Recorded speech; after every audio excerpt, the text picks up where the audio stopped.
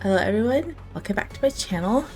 We're going to be playing finally Zayne, long overdue for Zayne. Take a deep breath.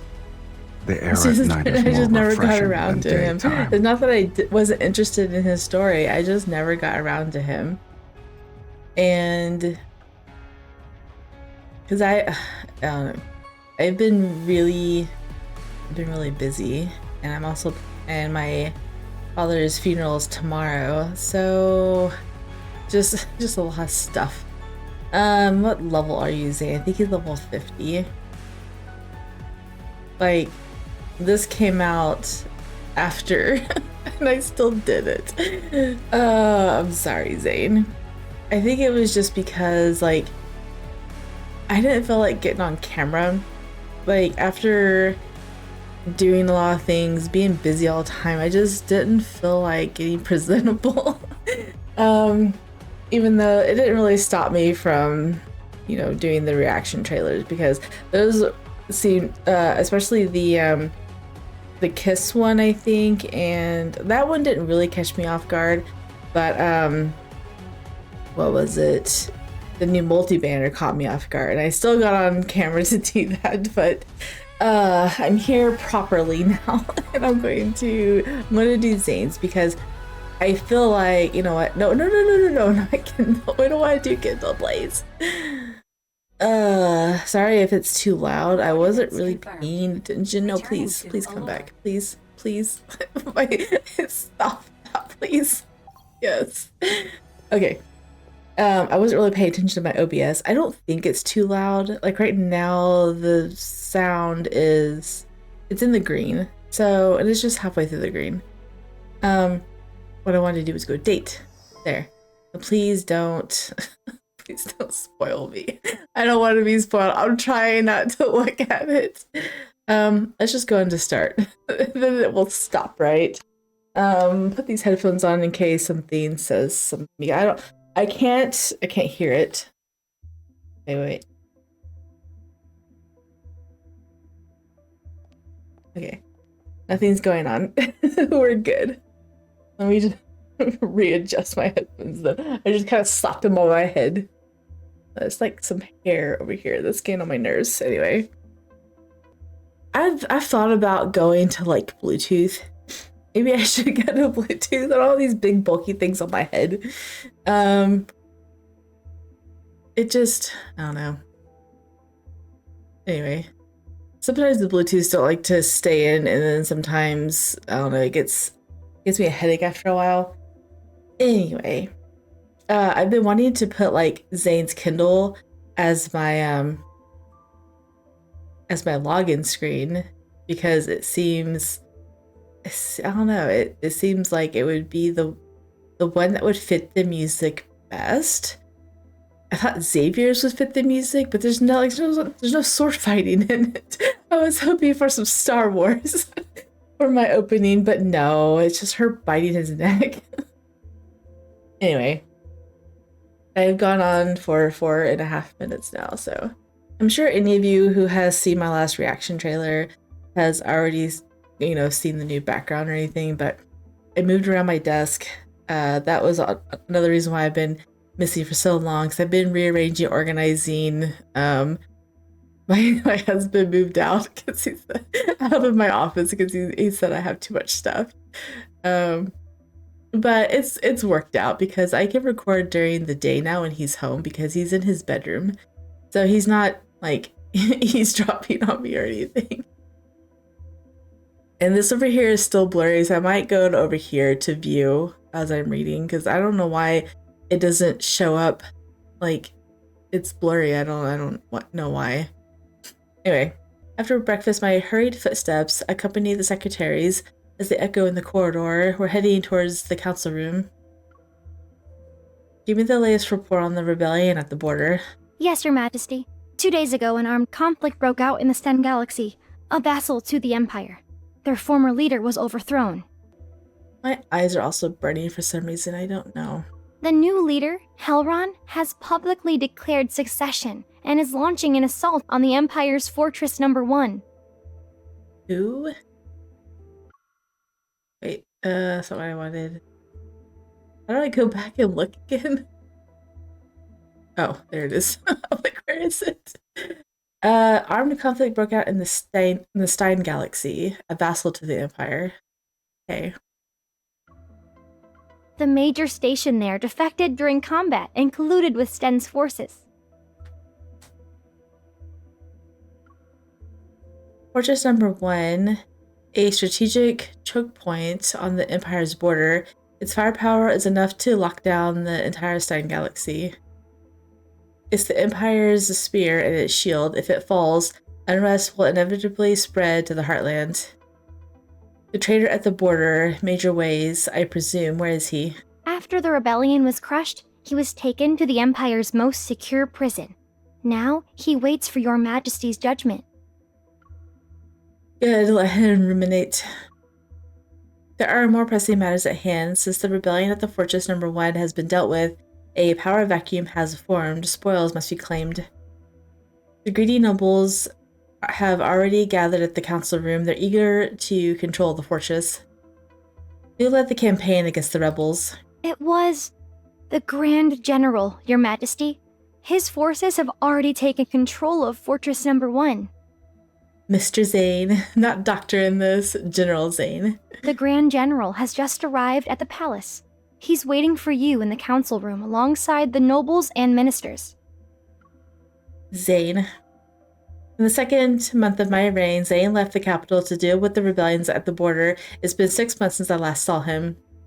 Second month after her reign. In 6 months. So he's only been in power for 8 months. To ignore the limits of his authority again, is this his idea of a gift? The limits of his authority. No matter, I'm ready to play his game.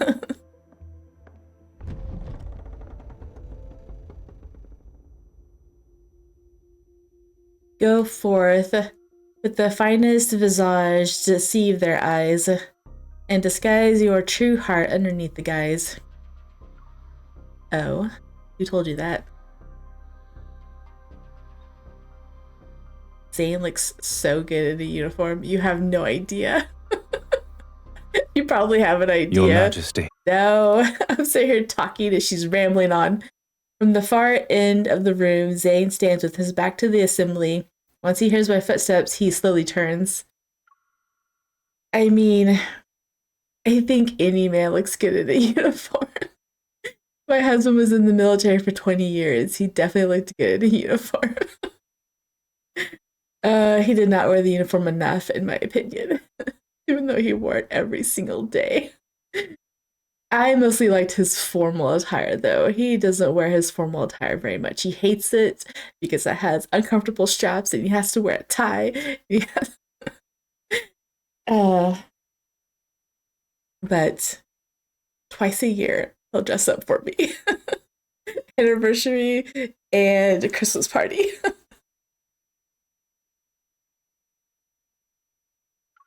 Your Majesty.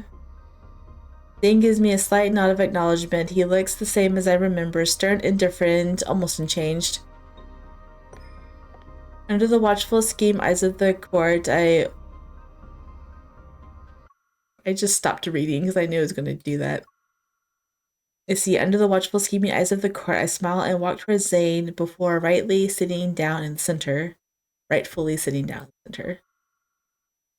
Zayne, you've spent 6 months quelling rebellions. I trust you haven't sustained any serious injuries. Perhaps it's thanks to your Majesty's blessing that I remain unscathed.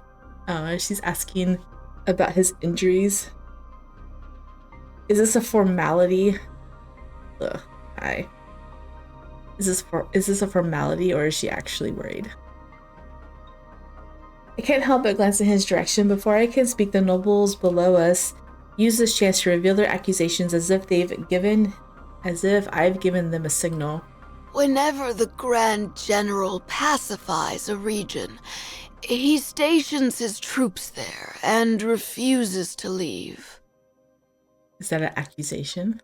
One might think your Majesty had given him those planets to govern. The Empire Codex states that one must not seize territories under the Empire's protection in the name of military achievements. Oh, they're all plotting against him. All reclaimed territory should be distributed among the nobility by the current ruler.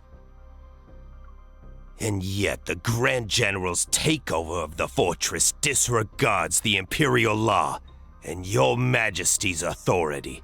I implore you to punish him for his crimes. Oh my goodness, they want justice.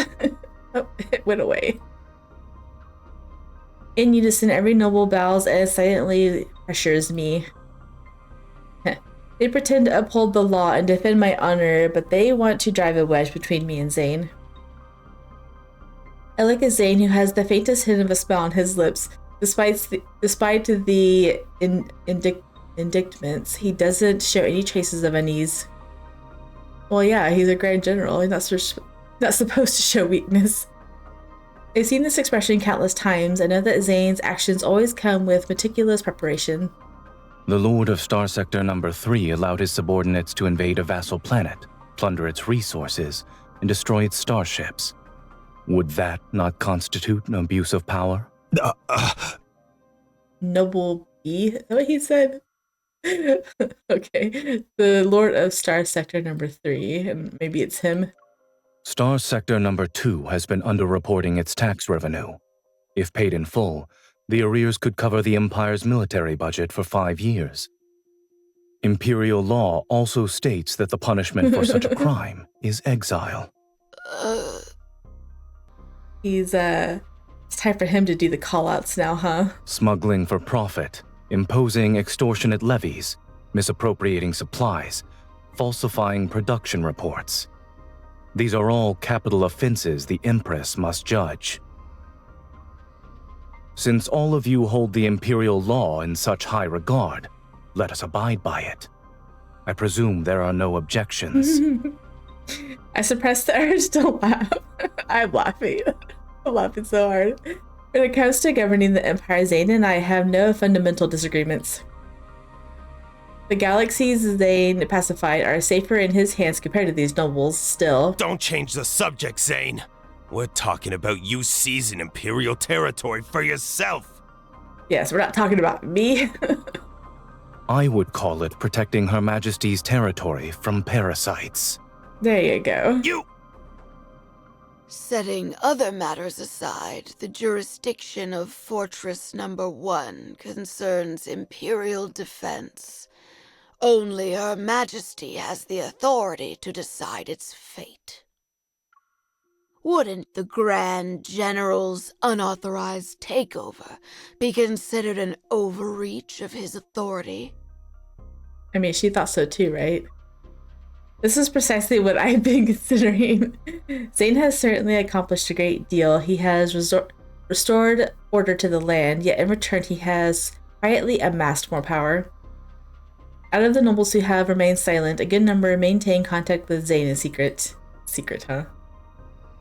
Their silence in the council room speaks of where their true loyalties lie.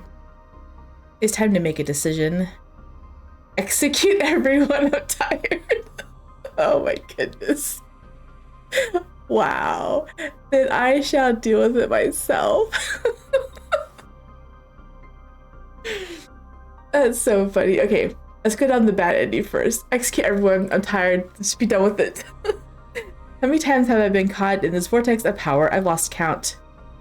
The ceaseless political machinations are enough to bring down a mighty empire and erode its empress's ambitions. The insatiable greed of these people before me once again fill me with a weariness that has settled deep into my bones. I am tired, master. I'm going to rest now. Who's master, Zayne?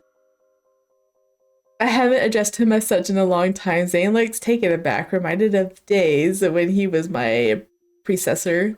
You've already made your choice. Is that right? Yes, execute all of them. This might be my last words to ever say to each other. I don't answer him. I turn and walk out of the hall. Really? Okay, okay, she's not talking about the people she's about to execute. She's talking about Zayne. Okay, bye. We're done. Be done with it. Armed guards enter the council room. As soon as I leave, they wait. They seal the doors and close off the blood and screaming. The last person who's dragged out is the court scribe, shuddering in fear but still dutifully taking notes. I give him a reminder. Oh my goodness. It's so brutal. Nothing happened today. You saw nothing. That's so funny. Like, it's not funny, but because it's a game, it's funny. But she's just like, you know what? You guys are all useless. Just get rid of all of them. And she left Zayne to do it. Zayne and whoever guards he has left. Scribe, you do not record this in history. You saw nothing. So funny. In the cosmic year 649, the Empress set a trap during a meeting and executed her political enemies. Only the Grand General managed to fight his way out. Her political enemies, the nobles of her own planet. In the following year, the Empress and the Grand General sent envoys to negotiate. An attempt for peace fell through after 2 hours, and the Empire was thrown into a civil war. Uh-oh. It said that the council meeting in the cosmic year 649 was the last time Empress Rael and Grand General Zayne ever met face to face. Whether or not the Empress looked back at the Grand General as she departed is a detail lost to history. But that hasn't stopped generations from retelling their story. He was once her preceptor before becoming her ally. For 6 months, they were monarch and subordinate, then mortal enemies for the rest of their lives. Oh. Mortal enemies, her Grand General. They had once striven to avoid war, yet they were driven to the worst possible fate.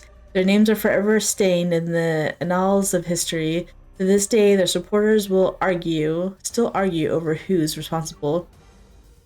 Was it the threat posed by the Grand General that deprived the Empress of her chance to be a benevolent ruler, or was it the Emperor's suspicions that forced the Grand General to rebel?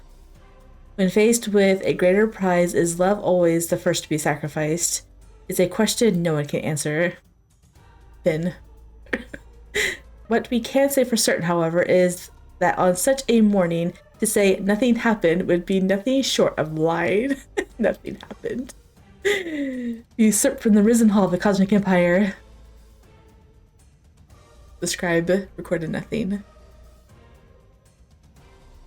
It is a lie.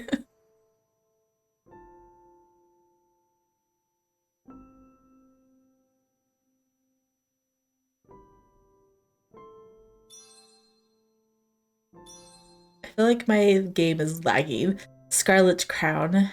Aeon's Canon. Okay. I forgot to change my character's appearance, so let me go do that real quick and I'll be right back. Okay, we're back and we're going to recall from here, I guess. And I'll just skip ahead until we get back to the choice. Alright, it is time to make a decision. Then I shall deal with it myself. This is the opportunity I've been waiting for. Incompetent nobles, inflexible. Oh, it's on auto. I'm like, why is it going? Incompetent nobles, inflexible ministers, none of them is worthy of my trust. Zayne could have been that person, but as of this moment, I can no longer read his intentions. What, a person worthy of your trust? So, I shall deal with it myself. It was a nonchalant announcement. No one's told me that I read this wrong, but apparently I have been. I've been calling it nonchalant. Apparently it's nonchalant. There's no precedent for this. They're not happy. As of today, there is. Please consult the Codex. Is there anything that forbids an empress from directly ruling her territory? I should deal with it myself. Okay. The nobles exchange uncertain glances. For them, submitting to me is still better than the alternative of submitting to Zayne. The deciding factor is Zayne's attitude. I've been closely observing his reaction. Fortress number 1 is yours, Your Majesty. Oh, just hands it over.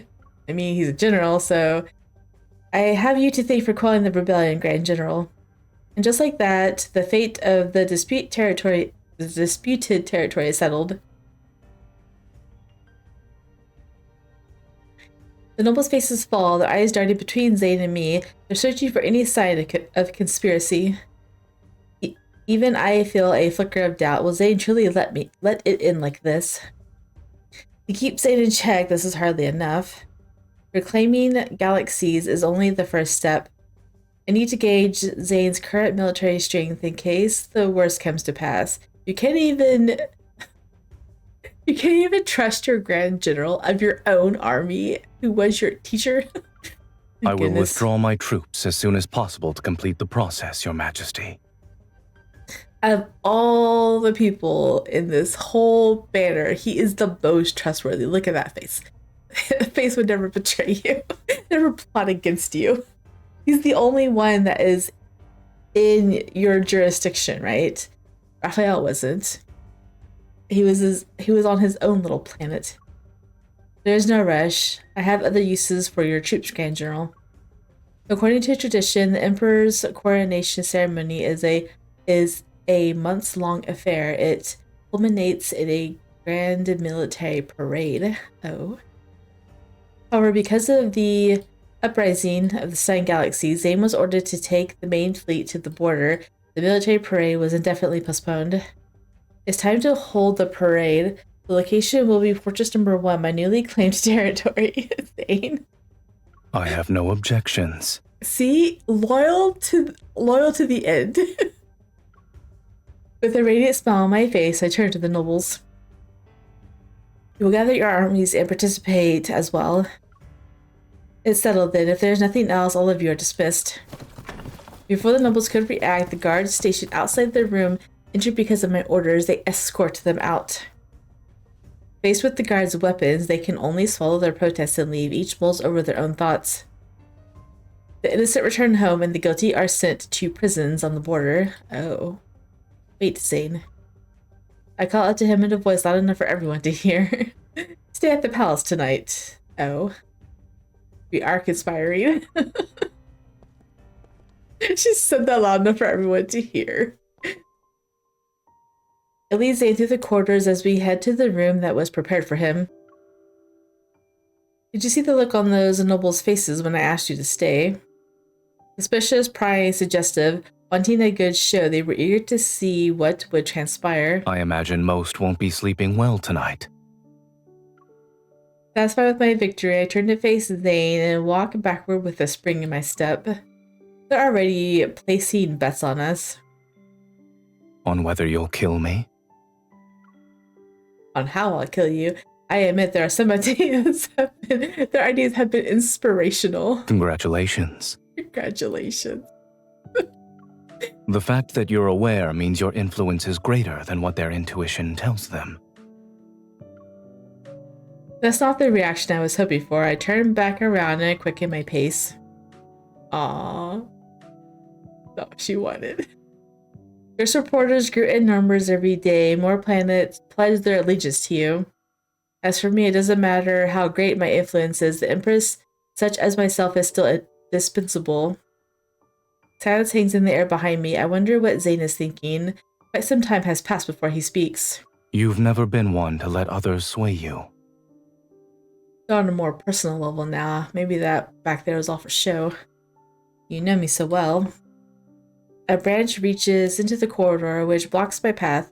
Unwilling to bow my head, I stop beneath it and turn to face Zayne.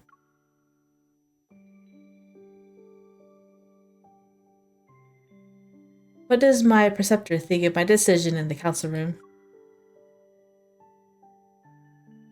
I deliberately enunciate the old title as if to provoke him. I was under the impression we were past that once you ascended the throne. How so? You remember this tree? You planted it years ago. It's been here all this time, yet it never bloomed. Back then, I was only the crown princess, while Zayne was already the grand general with several medals. He commanded the army and oversaw the Empire's most prestigious military academy. Eager to learn the arts of politics from a master, I sought him out. When I returned to the palace, Zayne was the only person I could trust and depend on during the struggle for the throne. This tree symbolized our alliance and the trust we once shared. You were an excellent learner. Zayne picks up garden shears and begins pruning the overgrown branches. You used the military parade as a pretense to gauge the strength of my forces. In addition, you kept me here in front of everyone and used our association as a warning to the nobles. Killing two birds with one stone. It was a clever move. Has it ever occurred to you that he meets my gaze and I don't look away? I didn't skip anything, did I? Okay. I asked you to stay because we haven't seen each other in a long time.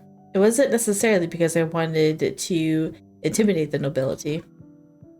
The journey from the border to the Empire is long. You need to rest properly. Zayne is momentarily stunned. Seeing him at a loss for words improves my mood. Your room is just ahead. Once you've used it before, so I doubt you'd need me to show you the way. Was this walk always short? What a shame. I wanted to see Zayne speechless for a little longer. Holding my head high, I pass under the tree and walk away. She's got such an attitude on her in this one because she's royalty 3 years ago. Oh my goodness. In the study, Zayne and I sit across from each other and the holographic screen is between us. The combat simulation is about to begin. The Empire's deployment has been adjusted according to my new defense protocol. Its simulation will test its viability. Zayne attacks while I defend. The simulation ends with the Empire falls.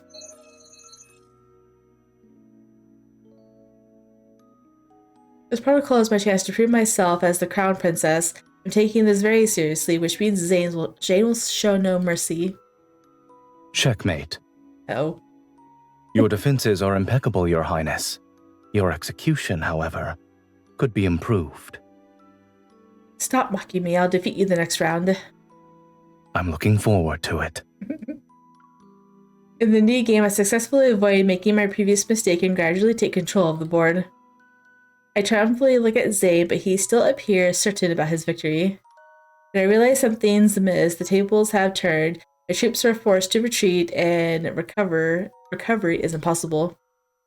Is there a need to play this out? Damn it, why can't I beat him? It doesn't matter what I do. The defense protocol is sound, but my pride is now on the line. Take back move or cheat. Oh. Isn't that both cheating? Take back a move. I made a misplay. I want to take back that move. Without waiting for Zayne's answer, I reach for the undo button and try to rewind the battle to the point before his counterattack. I'm afraid that's prohibited. Before I can touch the button, a layer of ice freezes it. He still has ice in this. Don't give me that look. They're so funny when they bicker. When you invited me here, you promised me that I could be merciless, no? Cheat. It's not over yet. Give me a moment to think. Pretending to contemplate, I let my gaze shift to the window. Zayne, why hasn't the tree we planted bloomed yet? As I had hoped, Zayne follows my gaze. It's possible that follows my gaze. Okay. Now's not the time. Some trees don't blossom in their first year. While he's distracted, I quickly mute the simulation and stealthily reassign one of the military units to my command. One of his units. And some trees bloom when you're not looking. I meet Zayne's gaze. Change it back. Change it back. Cheating is a skill. All right. However, I caught you red-handed, so your attempt failed. It's not like I need to cheat to beat you. Yes, you do. Can't win. It's midnight. The brutal score of 12-0 flashes before my eyes.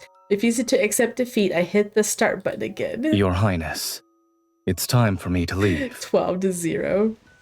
Zayne stands up and I grab his hand. Finish the game with me. You can stay the night if you must. Aw. Zayne silently glances at our clasped hands. It would be inappropriate of me to spend the night in the Crown Princess's living quarters. You can spend the... I mean, that's not what she suggested, but that's what he said. You just said spend the night. Who cares about what's appropriate? If you insist on leaving, I'll assume you're afraid of losing to me. It's time for you to rest. He's using his stern tone. I don't need that. I need to figure out how to beat you. What are you willing to sacrifice for victory? He's so close that I can see my reflection in his eyes. I'm still wearing the expression of someone who refuses to lose. Don't think you could trick me into letting go. He taps the screen with his finger, then catches my attention. Oh. He's indicating a key strategic... Okay.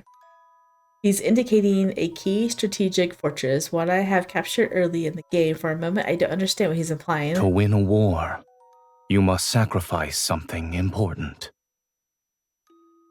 Oh. Return back. Your Majesty, it's the Valkyrie. Fortress number 1. Here's Empress's mothership. My thoughts are interrupted by the maid's voice. I collect myself and look out the window of the mothership's observation deck. The numbers from countless combat simulations appear before me as formations of battleships span across the starry expanse. To win, I must sacrifice something important. Oh. Out of the corner of my eye, I see the nobles are captivated by Zayne's formidable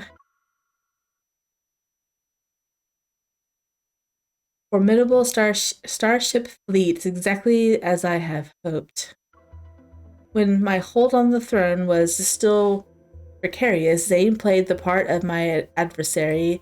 He drew the animosity and scrutiny of the nobility away from me. However, the nobles are more or less under my control, but Zayne's power can't be considered a simple counterweight. He has become the greatest obstacle to my rule over the Empire. To reclaim my power as Empress, the first one to be sacrificed must be... But why? He's your general. I don't understand. Why do you have Your Majesty, it's time for your speech. Why do you have to sacrifice someone of importance to your empire? I don't understand. Speech. Right now. The platform I'm standing on slowly rises and the comms channels open. The entire Imperial army waits patiently for my speech. I rein in my gaze and my thoughts and read from the prepared script. The words are rote. What does that mean? Platitudes about the Empire's future, the Empress's glory, and... Zayne displayed extraordinary merit in quelling the rebellion at Fortress number 1. He has personally trained countless brilliant military minds and laid the foundation for the Empire's orders. I know, so why must he be sacrificed?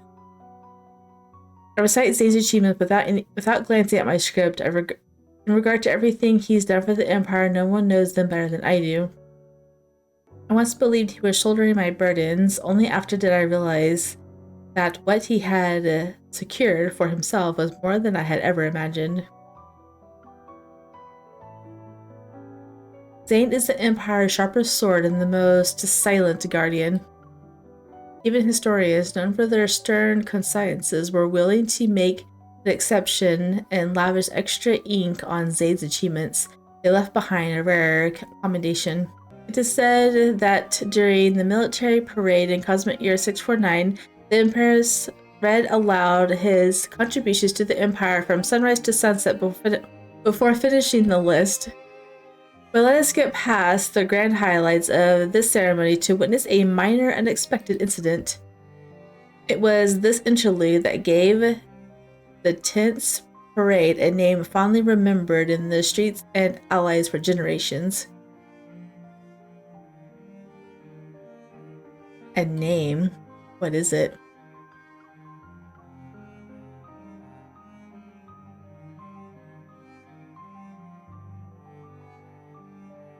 With the stars as my witness, I shall bestow upon Zayne the Imperial Medal on behalf of the Cosmic Empire.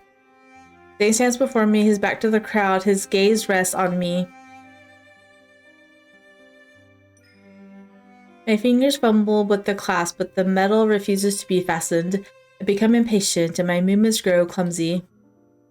Zayne slightly bends down to make it easier for me. His voice is tinged with amusement, and his breath is so close that it almost caresses my neck. I can just imagine how close he is. You appear to be rather reluctant to bestow this medal, Your Majesty. Having secured the pen, I take this opportunity to pat him twice on the chest, a little harder than necessary, is under the pretext of smoothing his uniform. You've taken another prize from me. Did you expect me to celebrate with fanfare? In any case, I've prepared a gift for you, Your Majesty. Before long, the sword is brought forth. It gleams with a chilling light. This material is blade silver. Blade silver is a remarkably hard alloy, and weapons forged from it are exceptionally sharp. Oh. The key mineral for its synthesis is found only in the Stain Galaxy. The forging technique is exclusive to their people. What is the meaning behind this gift? Under the watchful eyes of all present, Zayne... Oh, no. Zayne gets down on one knee and presents the weapon to me. Blade silver is resilient and unbreakable. I present this sword to Your Majesty in the hopes that the bond between us will prove to be indestructible. Aww. May the Empire grow stronger under your reign. Oh, why do you want to destroy this man? He's so sweet and so loyal. The Grand General is swearing fealty to the Empress. Does this mean they're no longer rivals? Why were they ever rivals? I don't understand this story at all. Will the Grand General truly be content to stand in the Empress's shadow? Amidst the whispers, I lower my gaze towards Zayne. The sword he holds casts a shadow over his face, which obscures his expression, yet I can see that the sheath is engraved with my favorite flower. Aw, jasmines. Did you have it carved for me? Yes. He's gonna make me cry. All of this effort, are you trying to rekindle what we once had? Everyone around us holds their breath. They're waiting to see how Zayne will respond to my pointed question. Composed, Zayne rises and fastens the sword to my belt with practiced ease. Just as I'm about to step back, he wraps the arm around my waist and holds me in place. Oh. You. He cuts me off calmly. Has it ever occurred to you that I'm simply keeping a promise? I said I'd give you a proper weapon as a gift for your coronation. Aww. His words catch me off guard. This is a counterattack from when I told him that I needed to properly rest. I told him that he needed. The rebellion was unforeseen. I'm afraid I was late by 210 days. Fortunately, you're still willing to accept it, Your Majesty. 210 days. It has been exactly 210 days since he left. I don't remember if I refuted him. I'm sure this will make more sense when I go back and edit it. The ceremony became known as the Jasmine Festival. Oh, is that the name that they were talking about? For a long time, a belated gift was called the Empress's Jasmine. So, traveler walking amongst the stars, should you find yourself regrettably absent for one of the life's pivotal moments, do not forget to bring a bouquet of jasmines. Excerpt from the Rise and Fall of the Cosmic Empire. Rise and Fall. The military parade has ended. I'm back in my room and staring at my reflection in the mirror. My gaze falls to the sword at my waist. There's an inexplicable irritation in my heart, an itch I couldn't scratch. I accepted Zayne's gift, but I have no idea what he's trying to imply. There's no need to be upset with the sword, Your Majesty. What are you implying with this gift? Let me stow it away in the darkest corner of the cosmos, I promise, you'll never lay eyes on it again. Man, you must not like Zayne very much. She reaches for it, but I don't let go. I know, don't touch it. It's a beautiful sword. It's mine, stay away from it. Unconsciously, I run my hand over the sheath. The embossed jasmine petals are cool and defined. They're like him. Only now do I realize that it wasn't the sword that bothered me. It was the way he presented it. Down on one knee, huh? So composed and assured as if he knew I'd keep it. She's so bothered with the fact that he likes her. More than he should, probably, right? Seeing my silence, the maid smiles, a presentable, beautiful dress. Your Majesty, you manage countless affairs of the Empire. Even when you're at the border, you oversee every detail. You should take some time to unwind. A ball is being held for the soldiers later. If you make an appearance, I'm sure many will line up to dance with you. And none of them will get past Zayne, You could right? choose any fine gentleman. Perhaps you'll forget about the Grand General then. No. That's not how this works. Who said he was on my mind? My fingertips rest on the last jasmine petal of the sheath and I narrow my eyes. Indeed, I need to unwind. Oh.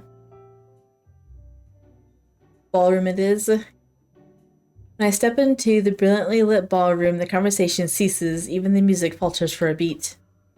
Filled with awe, curiosity, or reverence, dozens of eyes turn to me. Smiling, I raise a glass to toast the room. At ease, everyone. I'm here for a dance, not an inspection. The music resumes and a young officer approaches me. His ears are red. Your Majesty, may I have the honor of this dance? His ears are red. He's blushing. My gaze travels from his epaulets to his boots before setting back on his nervous expression. She's like, almost instinctively, I begin to analyze his background, rank, posture, even the tone of his voice, and most importantly, his motives. Then I realized I'm analyzing a young man who only mustered up the courage to ask me for a dance. I know, right? That poor guy. My maid's words ring true. I've been trapped in the Empire's games for too long. It's time to try some life's simple joys. My first dance is yours. Aww. Yes, Your Majesty. I will always be loyal to you. So he's like, oh my gosh, I get to dance with you. His unfiltered display of fondness makes you smile. His candid admiration and reverence. Haven't I been looking for those? Have you? For some reason, my thoughts drift back to Zayne. Today he pledged loyalty to me before everyone, but where does his heart truly lie? I place my hand in the young soldier's and walk towards the center of the dance floor under everyone's gaze. He won't even dare to look at me, and I feel awkward. I'm unsure of how I can dance with someone like this. He won't dare to look at me. The ballroom door swings open, and the sudden noise brings the orchestra to a halt. Sudden noise. I feel as though the air has been sucked from the room. Only a frozen silence remains. A familiar set of footsteps echo across the floor. The crowd parts like a tide, and Zayne comes to stop before me. She's mine. Right. Find someone else for your first dance. Yes, sir. That poor man, he's like, oh, but it was so close. The young soldier jolts like a new recruit being called on. He salutes before hurrying away. I stare at my empty palm. It's like...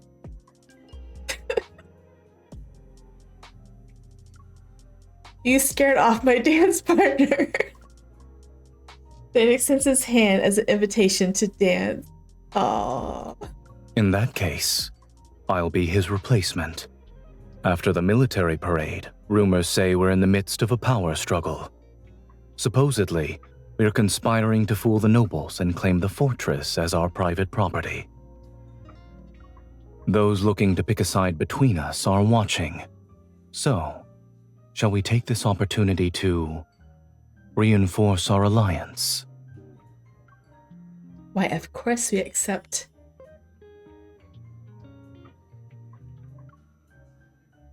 Getting a sincere invitation out of you is almost impossible. As we move to the center of the dance floor, the orchestra strikes up a melody I know all too well. I look up and meet Zayne's mirthful gaze. Do you still remember the steps? It's been a long time. This was the first formal dance I performed at my debutante as the crown princess. Debutante. I should just say debut. Zayne was the one who practiced with me back then. During that ball, he took my hand and led me onto the dance floor. With a sea of calculating, suspicious glares around us, he offered his support and trust. But now can't we even say one honest word to each other again? During our dance, I lean in as we turn to speak softly. Why did you actually try to find me tonight? Perhaps I simply wanted to dance like your majesty.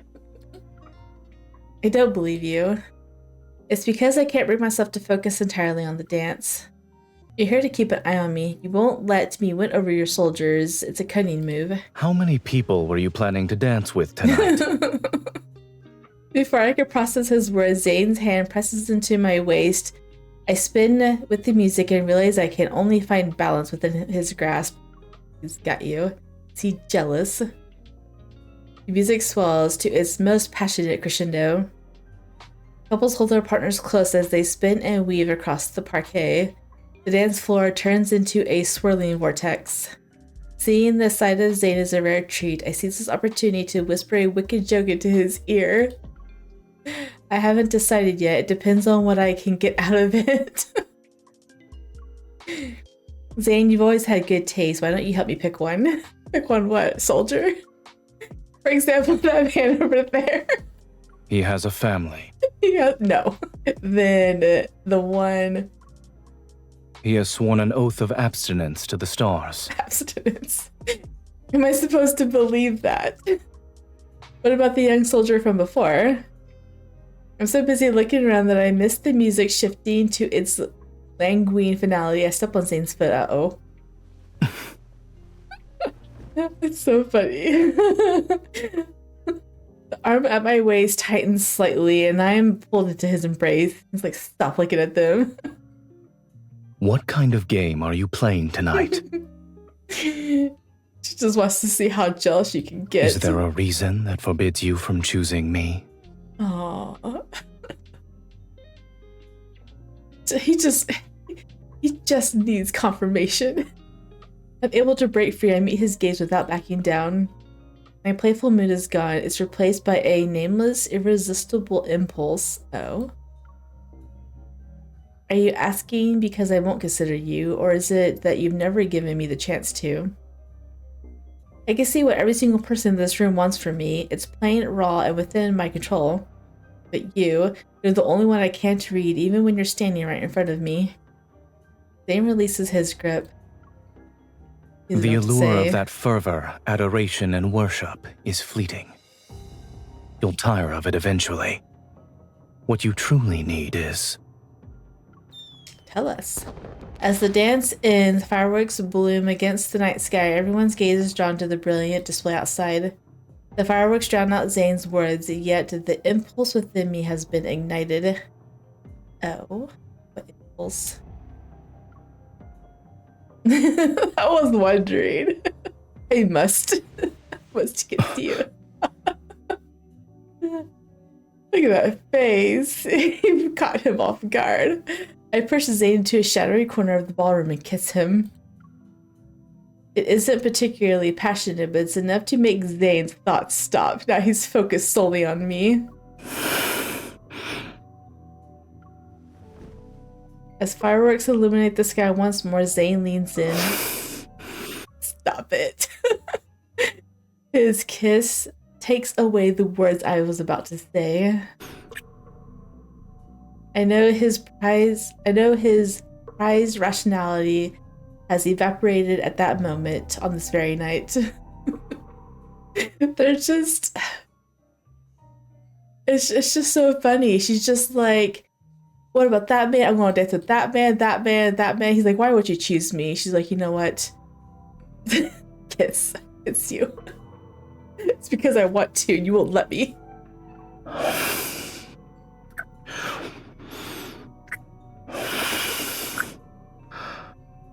Man, they're just going after it in the corner, aren't they? Shadowy corner. As dazzling fireworks light up the ball, Zayne and I slip away unnoticed. We hold each other close as we hurry down the corridor and tumble into my bedchamber. Is there going to be one of those scenes? I didn't think there was going to be one of Zayne's. I was reading other people's, or watching other people's, like, readings of this, and they were saying that Silas and Caleb were the spicy ones. So I didn't think that Zayne had one. I mean, he looks intoxicated with her, right? His kisses fall like the rain and melt into me like fresh snow. My heart finds itself dancing to a frantic rhythm.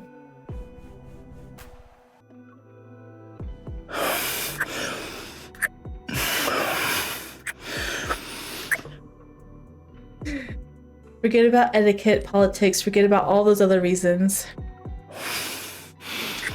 Tonight, I'm the only one you need. Oh my goodness, I'm the only one you need. It's funny how one kiss from her just totally strips the general persona right out of him. I won't uncover his secrets, outwit his sharp mind, or control his destiny. You won't, huh? All I want is him at this moment. All I want is him at this moment. Just him. No secrets, nothing. It's just right now. Onto my bed. Oh. The afterglow of our passion hangs in the air. I stir and roll over before waking up in Zayne's arms. Well, there was that, but yeah, it didn't last as long as Zayne. Zayne. It didn't last as long as Silas or Caleb. Man, they went into detail with Caleb's. Like, I don't even want to talk about that. My mind is blank. The ornate patterns on the ceiling swim before my eyes, and it takes me a moment to remember where I am. You just slept with your general, ma'am.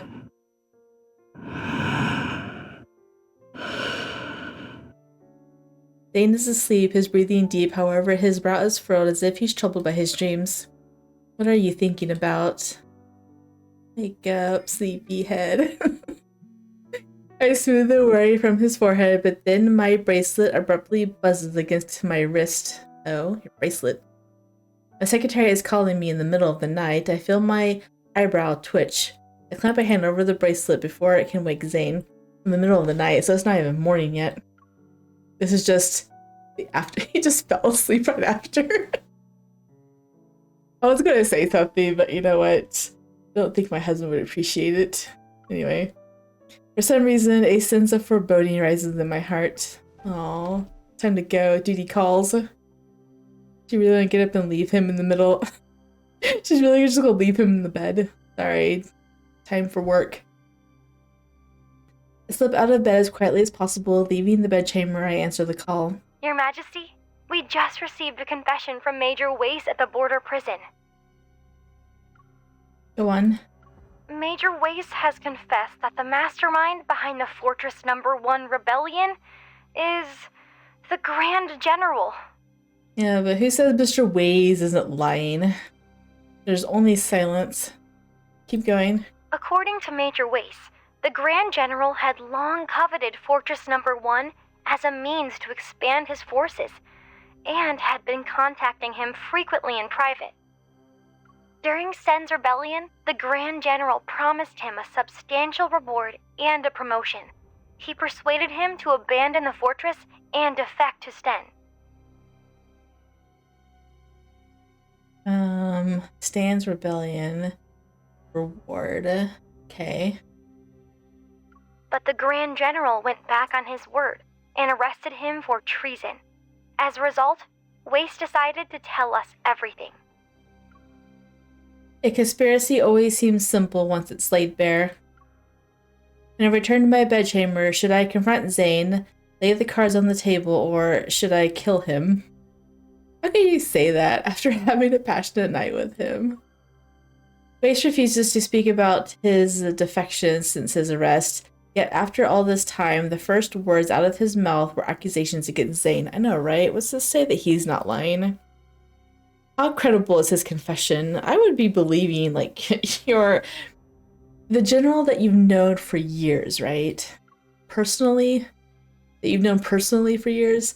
My thoughts churn in chaos. However, one thing is clear. I have an opportunity. Regardless of the truth, this is all I need to topple Zayne from his position. I won't have any rivals left to challenge my authority. The concept of a balancing royal authority can be erased from the Empire's history. But I touched the red mark on my neck. It's where the warmth of Zayne's touch still lingers. Is it nice and red? Your Majesty, shall we continue with the investigation? And I could not be an emperor or empress or any. I couldn't. You have this man that you obviously have feelings for, lied back in your bedroom. And this woman is like, do we proceed in investigating him? Do you turn on him? Do you not turn on him? Investigate discreetly. Do not alert Zayne. You can't. Understood. You can't. You can't undermine these men. They just know. Whatever. He's gone. When morning arrives, it isn't birdsong or satellite streaming into the bedroom that wakes me. Rather, it's the warmth of Zayne's arm against my back. Aww.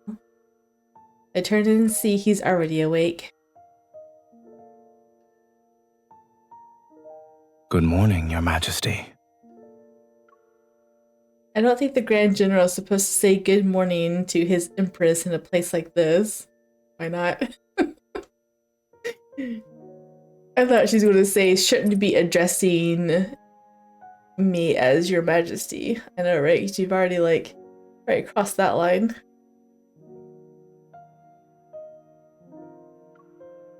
Doesn't it lend credence to the rumors that we are conspiring for power?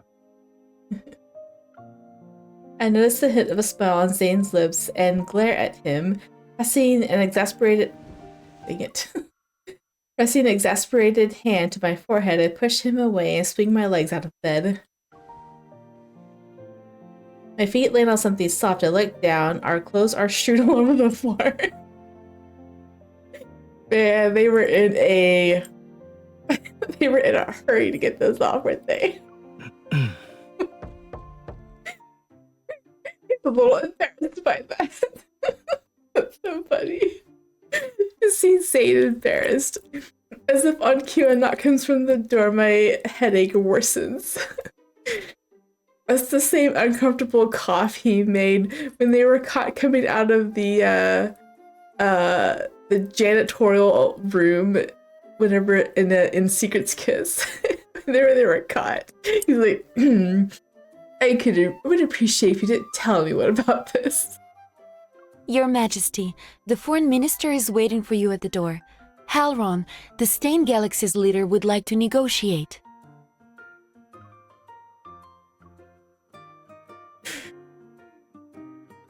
Man, he got just quick, didn't he? I turned to look at Zayne. He's already getting out of bed and calmly pulling on his shirt. His shirt, he's fully dressed. His bracelet beeps after fastening the last button. Grand General, where After fastening the last button, he raises his wrist to answer the call. are you? Where are you? No comment. The foreign minister is looking for you.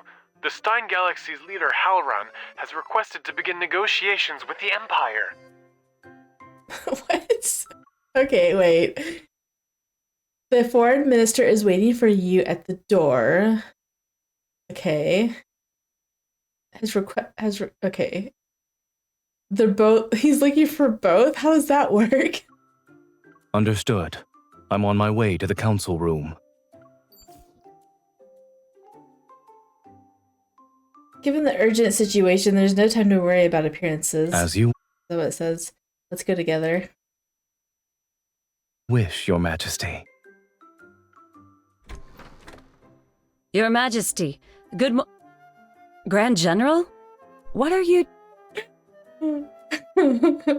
Oh, were you not expecting me?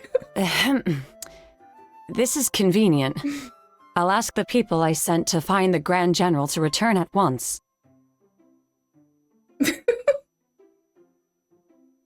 Sorry. You know what? It's fine. We don't need to worry about appearances. Let them think what they want. It's going to be accurate anyway. That's so funny. Council room. 15 minutes ago, we received the latest intel. Stein's forces have arrived at the edge of the Allure Galaxy. The rebel leader, Halron, is leading the delegation. He's bold to leave Stein after his coup. He has already established his position. There are still many within Stein who oppose Halron. The main reason is his regicide and usurpation. That's why he's desperate to find an external enemy. He needs to convince his people that he's not a usurper. Rather, he simply replaced a weak, incompetent leader. So this enemy is the Empire, me. I turn to Zayne, who stands before the holographic map. You're well informed on their internal affairs. I'm merely doing my duty. Zayne zooms in on the map. He's focused on the current position of Halron's fleet. Halron's fleet has adopted a battle formation. They're ready to open fire at a moment's notice. Your Majesty, these negotiations might be nothing more than a formality, but many of the smaller galaxies affiliated with the Empire are watching. The best course of action would be for you to appear in person.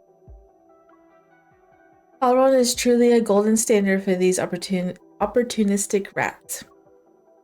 Then again, I can make an example out of him. I currently need something like that. Before I can respond to the foreign minister, Zayne speaks up first. I'll go. I faced Halron on the battlefield before. I'm the person who knows him best. And we were just told that you were conspiring. It's a plausible reason, however, considering the classified report I received last night, I can't help but suspect that Zayne might be colluding with Halron in secret. If galaxies are waiting to see my response, then why should I hide behind the Grand General? We'll go together. Besides, the situation is volatile. Who knows, this might be the last time we ever see each other. He chuckles softly, but quickly composes himself and turns to his subordinate.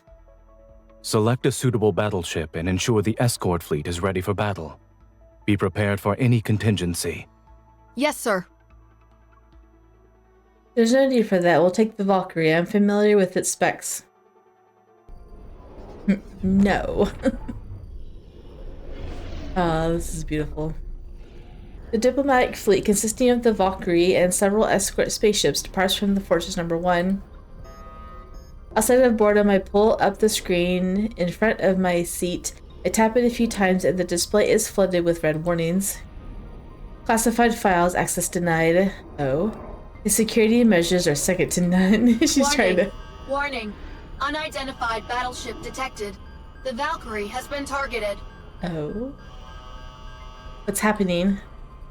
Trouble arrives sooner than I expected. A bright flash erupts outside the window. It's followed by a violent shudder that rocks the entire battleship. Is that Halron's fleet? Hold on tight. The escorts are following emergency protocols.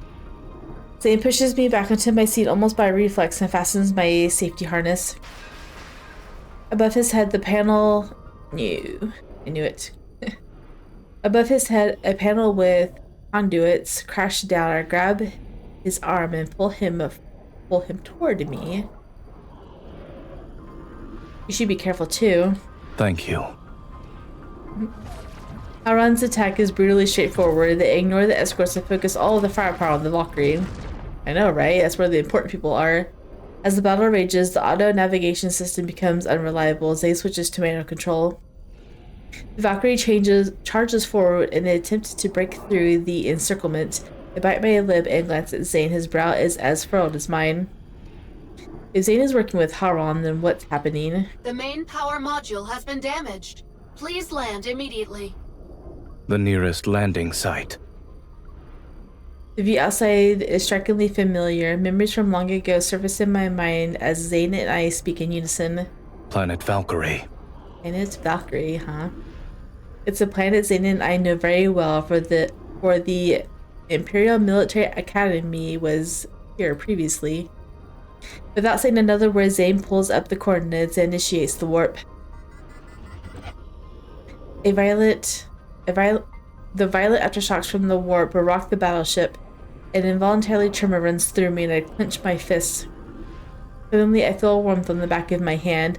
I look down to see that Zayne is holding my hands.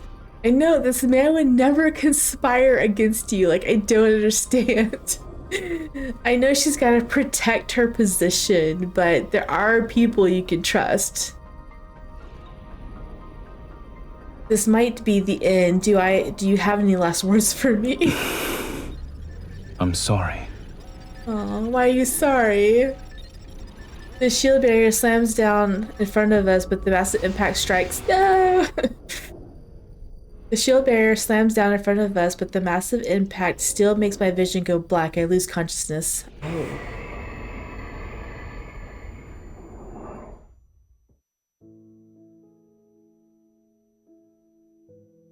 Military Academy hangar.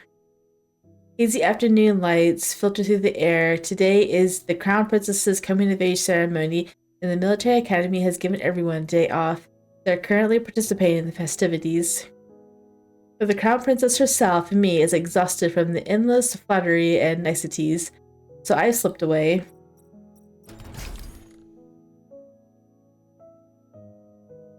This is the only time the hangar is empty. I duck inside the ajar gate and I hate it. I duck inside the ajar gate and rows of training spaceships appear.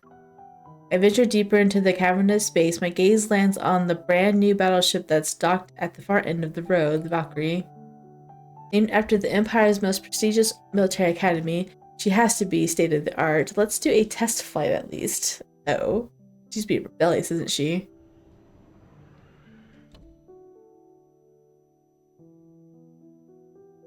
I open the hatch, hop into the pilot's seat, and peel the protective film from the console. Then I pull out a fingerprint mold. It's brand new. I went through so much trouble to get this fingerprint from Zayne's sunglasses that better work. Okay. I press the mold against the ignition panel, and the authorization lights flash green. Ecstatic, I pat the pilot's seat. I knew Zayne's fingerprint would work. He's gonna catch you. Look at that. Where are you running off to, Your Highness? He's got the mask. Xavier never wore his mask. I never saw it once. Just as I'm about to fire up the engines and fly off into the thrilling unknown, Zayne's voice cuts through the speakers.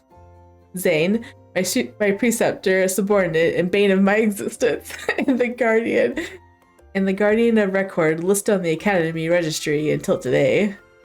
Staring at me through the screen, he's standing before the battleship with his sunglasses on. How he figured I was here is beyond me. Sealing myself, I jab the ship's comms button. I'm ready to project the unyielding authority of a mature crown princess. Oh, I'm sure. Move aside, otherwise I'll run you over. So mature. Zayne smiles. Be my guest. But if you fail to silence me, I'm doubling tonight's lesson on tactical deployment. You. I slump back into my seat. Grand General, you're one of the Empire's priceless treasures. Would anyone dare lay a hand on you? Not ready to admit defeat, I slam the comms button again. I'm not going anywhere. I'm tired. Surely I can take a nap in here. Good afternoon. Good afternoon. Dozing off, I close my eyes. A moment later, I feel someone sit down beside me.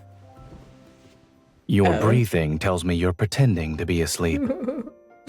Says who? You woke me up. What are you going to do about it? I can put you back to sleep if you'd like. Oh. How are you going to do that? Why does that sound scary? That won't be necessary. I know, it sounds violent. Take it. Give me those. Those are mine. A mischievous idea pops into my head. I pluck the sunglasses. No! I pluck the sunglasses off of him and put them on. Oh. It's too bright. I'm borrowing these. The light is too harsh. They're so cute. She's a mischievous little princess, isn't she? I rest my head on his shoulder, but it's not enough. I pat his chest. What a nice pillow. I'm borrowing this too. That's so funny. I snuggle up against him, trying to find a warm, comfortable spot in his embrace. Is there anything else? We might as well deal with them now. A blanket would be nice. It's freezing in the Valkyrie. Maybe I can use your coat. If you're keen on turning a battleship into your bedroom, I can always enroll you in the course for tactical simulation and field survival. You'll get to sleep in one for a month. Stop twisting my words. I'm going to sleep now. Feeling the Zayne move, I protest immediately. Surely the mighty Grand General wouldn't deny someone her sleep. Am I mistaken, my dearest preceptor? She's so ornery. If you want to sleep, do so properly. Stop squirming. He holds me in his arms and I feel warmer. Aw, you're always stopping me from doing things. Why is this an exception? I can't forbid someone from sleeping. He just wants to hold you. And once you wake up, you'll be well rested. It's perfect for having a long night filled with lessons. Maybe you shouldn't wake me up. My eyelids grow heavy. What started as a prank to annoy Zayne is giving way to genuine drowsiness. Zayne, I officially came of age today. I wish time could stop at this moment. Soon I'll return to the palace and become the Empress. The Empress has a lot of power, and you have your own authority. When that day comes, can we still be like this? I feel Zayne holding me closer. It might be a figment of my imagination. No. When you ascend the throne, individuals whose power rivals yours will become your enemy. This also applies to those who are weaker than you. And it includes me. Aww. When that time comes, I won't only be stopping you from sneaking out to have fun. I will counter every decision you make. But why? Like, isn't he a part of her military force? Like, I don't understand. Why is he an enemy? I still don't get it. I don't mind. I'm barely awake, but I refuse to concede defeat. I push the sunglasses up and look at him. I never needed anyone's permission to do what I want. Just before I drift off, I think I hear Zayne's soft, almost approving chuckle, then something warm draped over me. Aw, it's his coat. Aw, little blanket. So adorable. It's cold. I tighten my grip on the coat that's draped over me. But now, what I'm lying on feels hard and unforgiving. Shaking my head, I notice how something's not right. I open my eyes. With Zayne's coat covering me, I'm lying on one of the Valkyrie's plush seats. Above me is the battleship's damaged hull. I know what happened. Memories of Harlan's attack flood in my mind. Fully awake, I realized I was dreaming. Why was it about my coming-of-age ceremony? Many years have passed since then. I slowly sit up. Zayne is at the pilot's console and calibrating the battleship's systems. From the window, I can see night has fallen. How are you feeling? My shoulders are sore. You don't have external wounds. However, you should drink something to replenish your energy. I take the bottle from Zayne and return his coat to him. Seeing that I'm alright, Zayne turns his back to the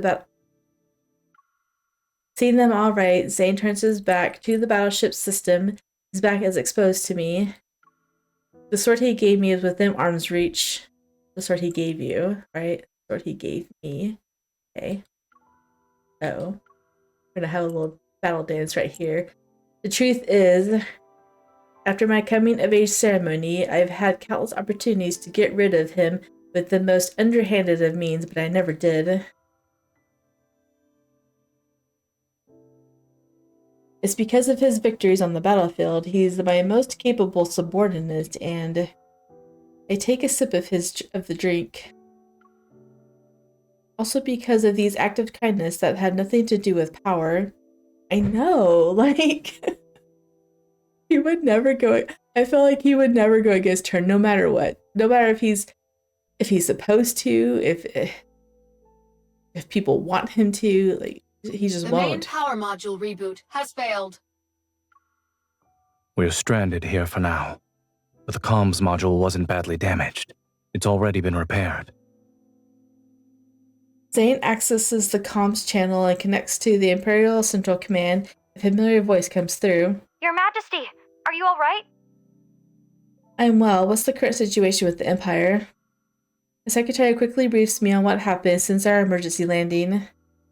War had broken out at a terrifying speed, but the military launched a counterattack based on the contingency plan we left and kept losses to a minimum. The readings show that Valkyrie's power module is severely damaged. Should we dispatch a fleet to retrieve you?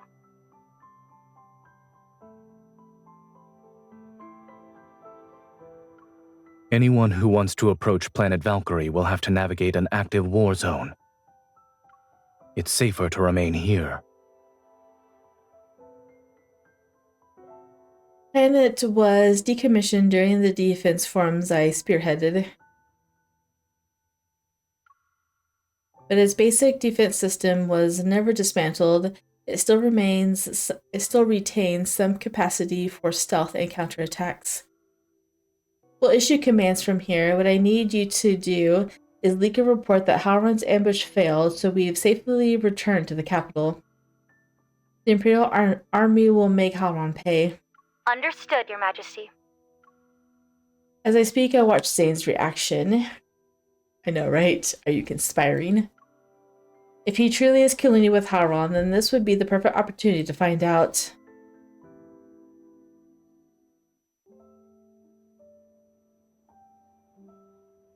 Over the next few days, Zayne and I methodically repair the battleship.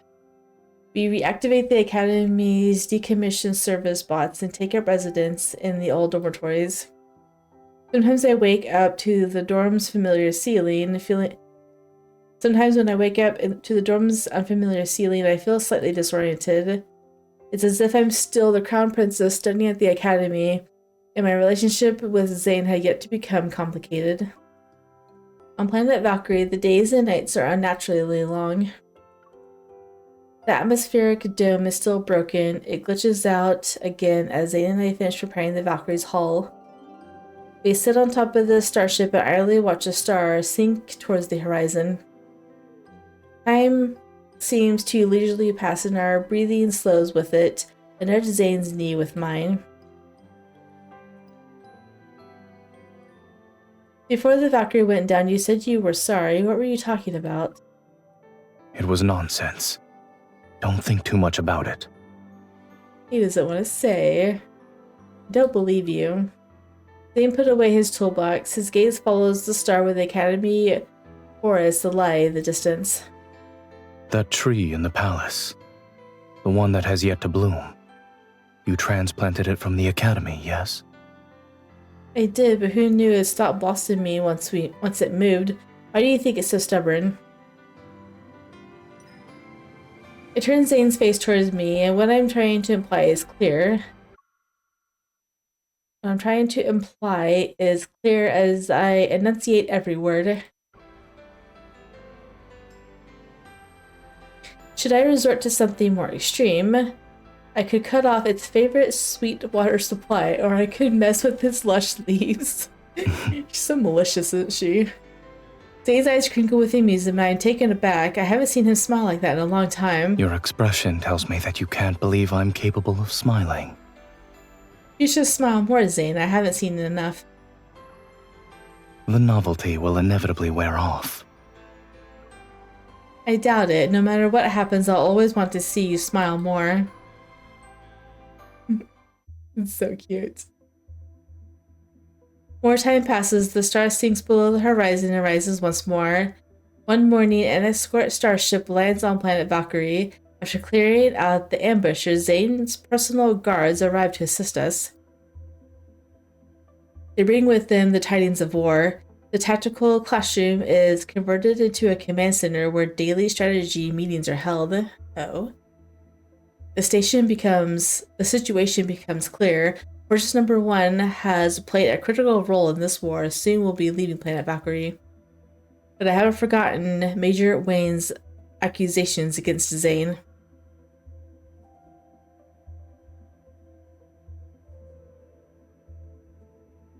Under the guise of repairing the battleship, I've been searching for clues with remote assistance from my secretary these past few days. Highest clearance level has been granted. I press the key and the erased classified data is restored. Whether or not Zayne colluded with Halron will soon be revealed. Confirm. I'm gonna be caught. A system of data floods the screen. 3 automatically logged flight paths appear before me. Zayne met with Halron at the border more than once. I can't believe he could tolerate making deals with such a man. There's also the heavily encrypted attachment. The password is, I tentatively type in a string of numbers. It's my birthday, the day when I'd be a little older. I don't know whether to feel bitter or glad. The decrypted file reveals an agreement. There are only a few clauses, but they spell out every step of Stein's rebellion in great detail. Zayne would instruct Major Ways, who was stationed at the border, to secretly help Halron usurp power, seize the Stein Galaxy, and declare a succession. Once Ways defected, Zayne would step in to suppress the rebellion, which gave him a legitimate reason to take command of Fortress number 1 and weaken the Empire's authority. When Zayne would quell the unrest caused by the Civil War in the Empire and seize power for himself. A. The final line of the agreement states that the Empress would be handed over to Zayne. He'd take her life to ensure she could never oppose him again. Oh. The star is falling and I hear distant... Oh my goodness! The star is falling and I hear distant rumbling. Only when I close my eyes can I hear it clearly. It's the sound from deep within my heart. So you've been plotting against me this whole time. I'm assuming it's not fake, but I'm assuming it's a plot. Maybe he is using that to get rid of them. I don't know. I still stand by what I said, that this man would never betray her. Assuming this is true, then I no longer need to waver about standing against Zayne. Begin immediate preparations for a military tribunal against Zayne. Yes, Your Majesty. Everything will be set in motion once we leave Valkyrie Planet and return to the Empire. What are you doing? I hear a voice behind me. My hand jerks as it switches the screen and disconnects the comms channel.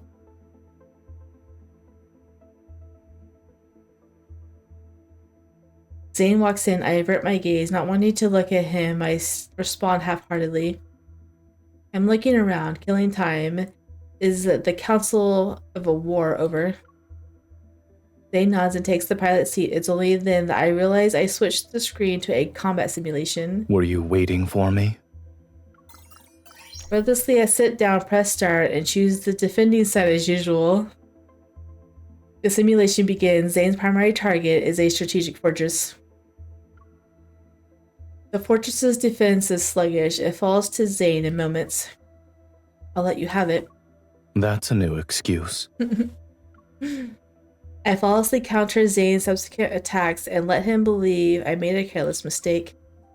Patiently, I set up a trap that spans the entire board, finally. I suppose I lost. Yes, it's about time you did. I stand up. A resolve that doesn't falter is needed to defeat Zayne. Is this where we're going to have a little dispute? He once told me that for the sake of victory, one must sometimes sacrifice what matters the most. At long last, I made up my mind. I'm determined to turn the tide of this war. This means that I'm determined to sacrifice Zayne. Don't sacrifice him. He means the most. The war between the Empire and the Stain Galaxy intensified, with Zayne leading the military. Halron's forces crumbled. He received a report from the front lines. Halron has been captured alive and is being held in a border prison. Despite the trouble he's caused, Zayne and I have a strange unspoken agreement to never mention his name again. 2 days later, the Valkyrie's repairs are complete. We set course to return to the Empire. As we head back, I close my eyes and pretend to sleep, but my mind races. Zayne is always cautious. To ensure I deal a decisive strike, I need more evidence. Wace's testimony, the recovered data from the battleship, and Halron. Nothing would carry more weight than a confession from the leader of the Stein Galaxy. I can't afford to keep delaying things. I must see him in person. Gauging our distance to the border prison, I pull up the navigation system and change our destination. Oh. You're gonna notice. You've changed our course? I'm going to interrogate Halron. You can leave that to your subordinates. Our current priority is to return to the Empire so all the factions can see you're safe and sound. I let out a cold laugh and my voice drips with sarcasm. You don't want me to go? Are you afraid of what Halron might tell... Wait. Might tell me about you? Oh. Suddenly changing our course was a calculated move to catch Zayne off guard. And Zayne, a master in handling emergencies, is now uncharacteristically silent. You should address me as your majesty. Dang. After the Valkyrie lands at the border prison, I activate the battleship's internal comms and summon Zayne's personal guards. Secure the Valkyrie. Unless I give the order, Zayne cannot leave the battleship. No one is allowed to approach him. The guards freeze and look at Zayne, the Grand General they've always served. You didn't hear me. The air grows so cold that it feels solid. A moment passes before the guards slowly surround Zayne. If you fail, you shall share the burden of his guilt. I look at Zayne again. He shows neither anger nor panic. He doesn't even ask what crime I intend to charge him with. But my decisions never required his approval. Dang. He's so upset. Interrogation room. This looks like something from Catch-22. Halron is brought in and there isn't a scratch on him. I suspect he surrendered to the Imperial soldiers with little to no resistance. You're a smart man, so I'll only ask this once. The smuggling of weapons between you and Zayne. With someone like him, honesty won't get you anywhere. I put extra stress on arms smuggling and watch Halron's reaction closely. Did you approach Zayne first, or did Zayne contact you? How did you find out? He came to me, of course. Your Majesty's rewards weren't enough for him, so he decided to fill his own pockets. I see, so you have no idea what the agreement was about. I deliberately subsequented the coup with smuggling and he didn't even notice. Does it matter? Isn't it better to let a misunderstanding work in your favor? Your Majesty, you can order me to testify against Zayne. I am here to serve. I promise you won't regret it. He's trying his best to persuade me, but I don't hear a word that he's saying. If Halron knew nothing about the agreement, then where did the hidden document I found come from? Oh, now she's so confused. Trembling like a leaf, Wace is cowering on the floor before me. There's not a single trace of a major he once was. The Grand General's treason. I don't know anything. Oh. This is your own confession, yet you claim to know nothing. I don't have all day to play games with you. Would you rather I have a little chat with Zayne. Wait, I'll talk!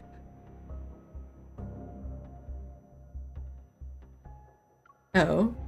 Mentioning Zayne's name is enough to make him deflate like a punctured sack of flour. He tells me everything. Everyone knew that fortress number 1 was impenetrable. No one could ever conquer it, and Weiss believed that too. So he postponed routine inspections and cut corners on security patrols. He realized his negligence had created a fatal vulnerability in the defenses Zane's forces had already broken through. Oh. In his panic, Weiss chose to defect to the Stained Galaxy to save himself. But in the end, the Grand General captured me and brought me back. And then he turned around the story and made it sound like Zayne's the bad guy. And the confession. I didn't do it willingly, Your Majesty. On that day, visiting hours were over when someone approached my cell. Oh. I tried to keep my breathing steady. It was the Grand General. He forced me to accuse him of treason. Why? You can start preparing your statement now. Grand General, you're joking, yes? Is this Zayne's way of surrendering to her? Because he doesn't want to fight her. He doesn't want to be her enemy.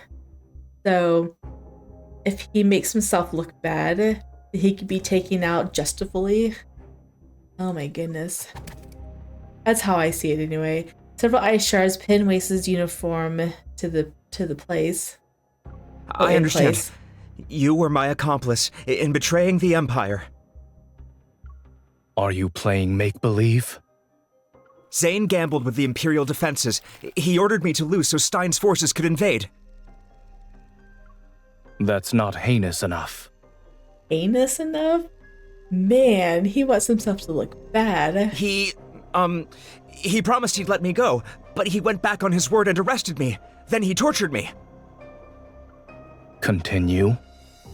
Zayne also said that the Empress is unfit to rule the Empire. He'd inevitably kill her. Hey. Excellent. Grand General, if this confession falls into the Empress's hands, she could use it to get rid of you. The Empress controls the court, and the nobles who support you will flock to her side. Her authority will be absolute. An Empress with absolute power. Is there anything wrong with that? I think he is trying to give in to her. Dang. My heart is pounding. I don't even remember how I made it out of the border prison. The young Empress needs a political opponent, a rival to keep her in check. If it wasn't Zayne, then it'd be one of the nobles who were watching her like a hawk. Zayne was the person she knew and trusted the most. With him, she could sit securely on her throne. In time, the Empress began to demonstrate her ambition and talent. If Zayne remained, a civil war might break out. So there's only one solution. Once the giant was brought down, the Empress could rule over a unified empire. For a moment, I remember the combat simulation about the Valkyrie. Did I actually defeat Zayne? Your Majesty, an urgent military report has arrived. Where did Zayne go during all this? The secretary hurries towards me and I grab her arm. Immediately cancel the military tribunal for Zayne. Your Majesty, it's too late. The military has already announced charges of treason against the Grand General to the public. The entire Empire knows the Grand General has betrayed the Empire. And you. The evidence the military received, it could have only been provided by Zayne himself. Dang. He sacrificed his own reputation to give me the one gift I've always wanted. Aww. I told you, this man would never betray her. Dang. The anger and frustration I've suppressed for so long burst like water surging through a broken dam. I storm into the battlefield. As soon as I am through the hatch, I see the guards assigned to Zayne. They're nothing more than unmoving pillars of ice. I take a few steps and the hatch closes behind me. The battleship's engines roar to life. I don't care where it's going. I only want to find Zayne, demand an answer. Dang. Coordinates confirmed. Returning to Allure. There he is. I want to find you, sir.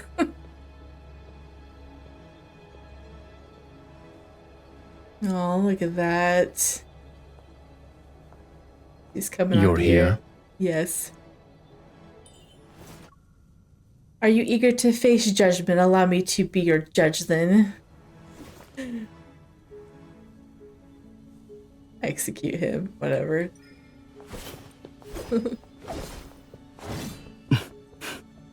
Okay, that's his line. This spaceship will return to its home planet, but we can never go back to what we were.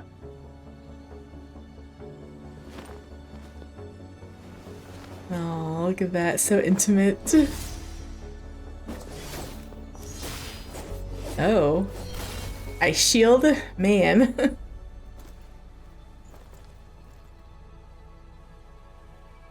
Man, the way he touches her, he loves her so much. This is like his way of like saying goodbye, kind of. Attack. Oh, jeez. Whoa.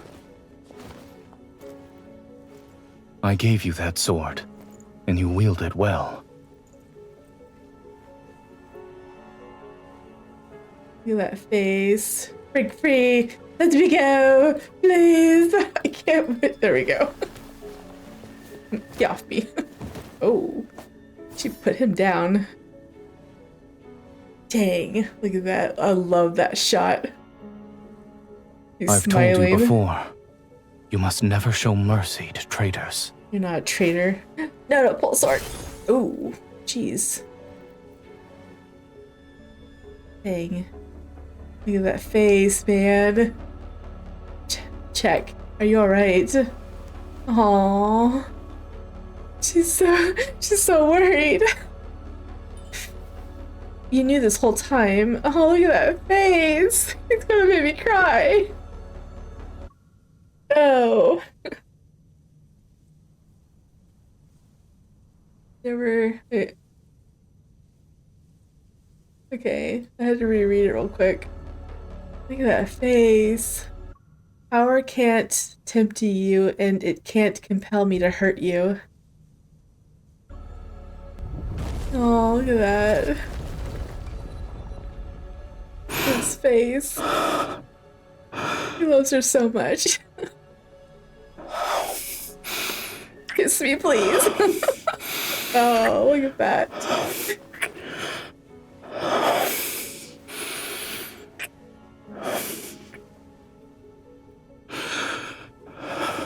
Your Majesty, this is the price of mercy. The yearning.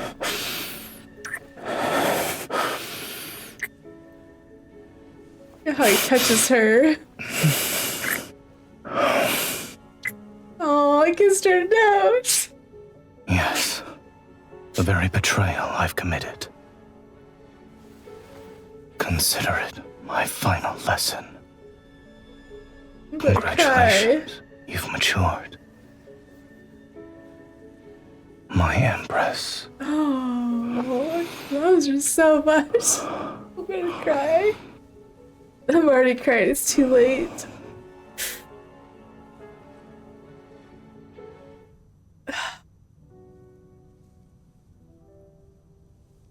This one has the true love is in this one, man.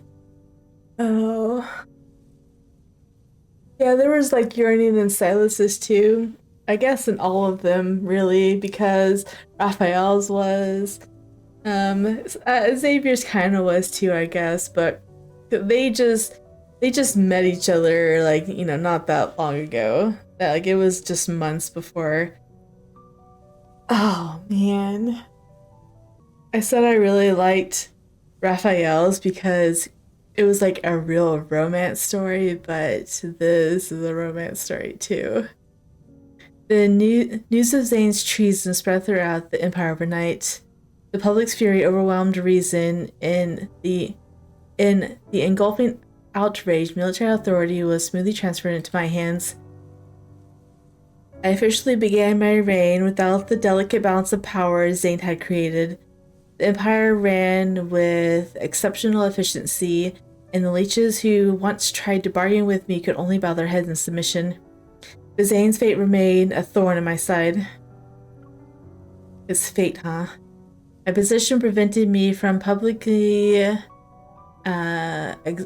exonerating Zayne.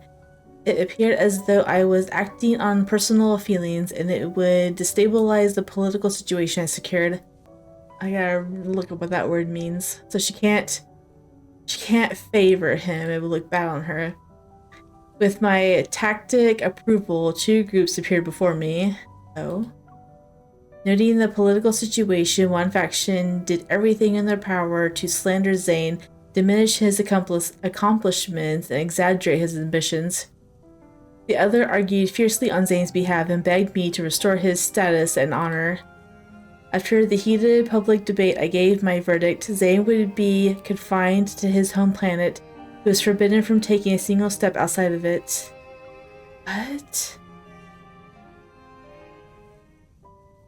I don't like it. Looks like Lemuria. After, not Lemuria, whatever the city was, Romero, and then the one in Raphael's card too. After a long day of tedious imperial affairs, I deftly opened a window and boarded my private vessel when no one was watching. I used a familiar route to reach Zayne's home planet. It's late, but Zayne is still awake. He's living a life of leisure now. He spends his days reading, eating desserts, and making ice sculptures. He even found the time to write 142 treatises on military strategy. Man, this poor man. He turns into, like, everyday Zayne. When I find him, he's resting on a lounge chair. A neat row of small ice sculptures rest at his feet.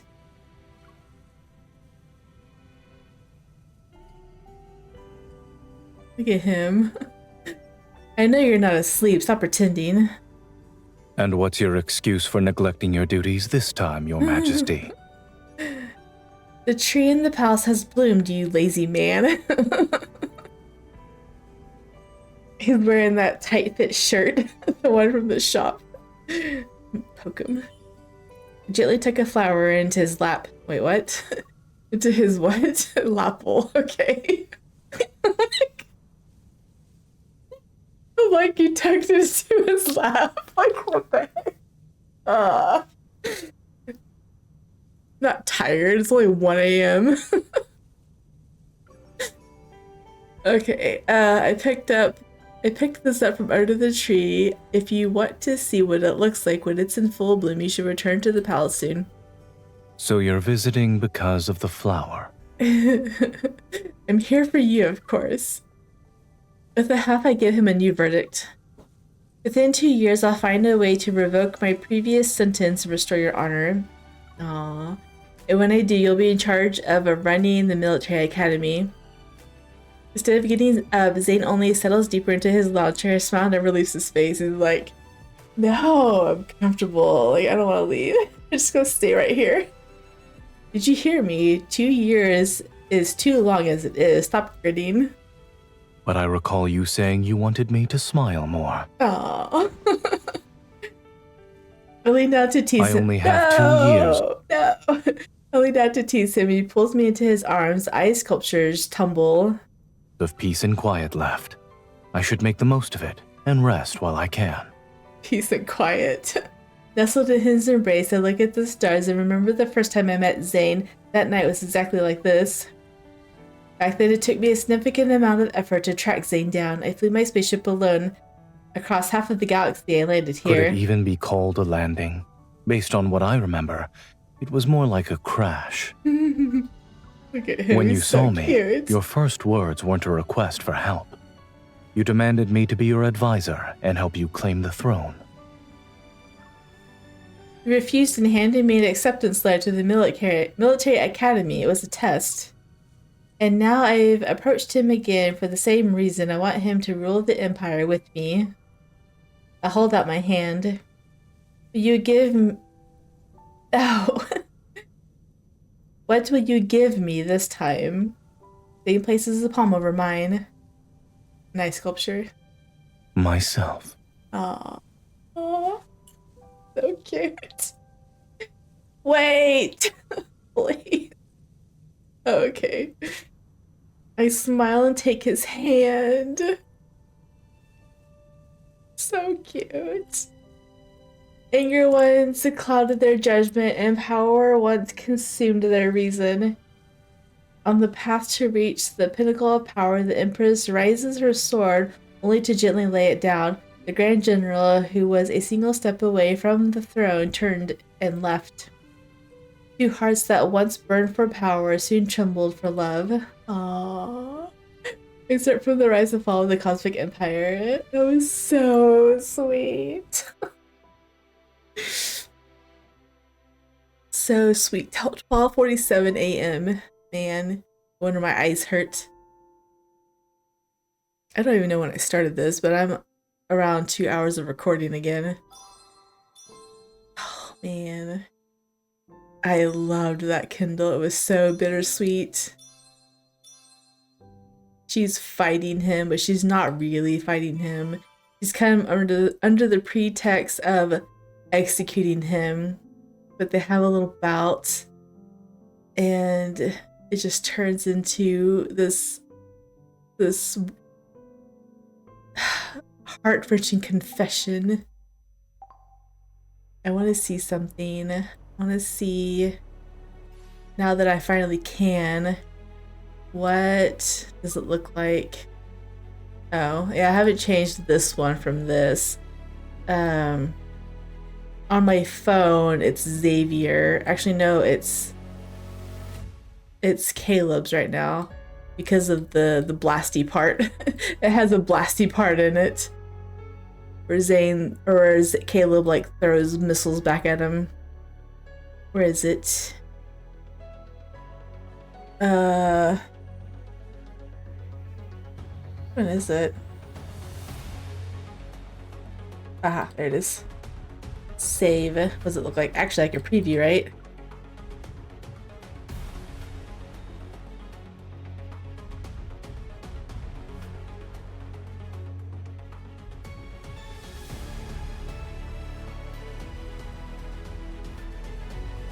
Yeah, I like the conflict. I wanted something with conflict in it to match this theme song that I have right now. And then the desperate kiss at the end. I'm okay with it. I want to see them kiss again, man. Like, usually hers and Silas's are passionate, but that was intense. Okay, I'm gonna save it. That's what we want.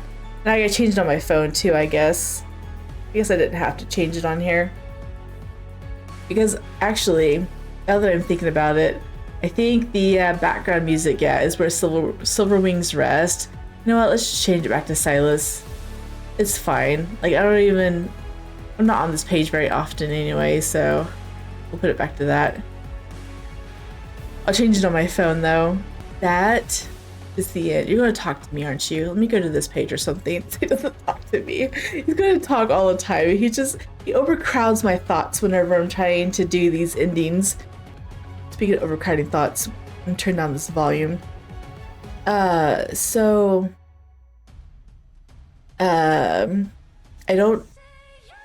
I'm looking forward to the multi-banner coming out February 10th, right? There's a lot of stuff coming out the 10th. I set up my Discord so it gives me the X feed, and so I can always know what they're planning and what they're releasing. So I'm really looking forward to it. If you guys have watched, to the very end, and you guys are still watching, let me know in the comments what card you want me to do first. I feel like I'm gonna like Silas's and Raphael's the most, because they look like they have super sweet stories behind it. They probably all do. She's probably some kind of princess, or there's some kind of emperor. There's some kind of betrothal maybe between them. I don't know. Xavier he doesn't seem like royalty, but he could be. I can see all the rest of them being some kind of royalty. Silas addressed her as princess, but I don't know if that was just a nickname or not. But I feel like because I like romance, I think Silas and the Raphaels would be my favorite. But if you guys want me to play something different first, just let me know. I'm not gonna pull them all on day one because the events that they're doing, they're giving away, well, they say 30 pulls, but it's only 20 deep space wishes. It's 10 deep space wishes, 10 limited, and 10 imperial. So I'm at least going to wait until I have the 10 limited, and I think there might be 10 limited from the event because there usually is. So that's, 20 free pulls. So I'm going to wait till I've accumulated that before I pull the rest of them. But I am planning on getting all of them in all their outfits. So I'm at least planning 275 pulls, which sounds ridiculous, but I have a lot of red diamonds saved, so it's okay. I haven't done any DoorDash since my father died, which was December 19th. I haven't done anything. I've just been... Christmas helped. For Christmas, I'm like, Google Play money. It's all I want. Help me feed my addiction. So that's what I got. I told my husband for Valentine's Day, just feed my addiction. That's all I want. I don't want candy. I don't want flowers. I just want this. This lasts longer anyway, right? Candy will just make me fatter and flowers just die over time. So Love of Deepspace will last. Anyway. If you guys enjoy, drop a like down below and or subscribe. And I will see you guys in the next one. Bye.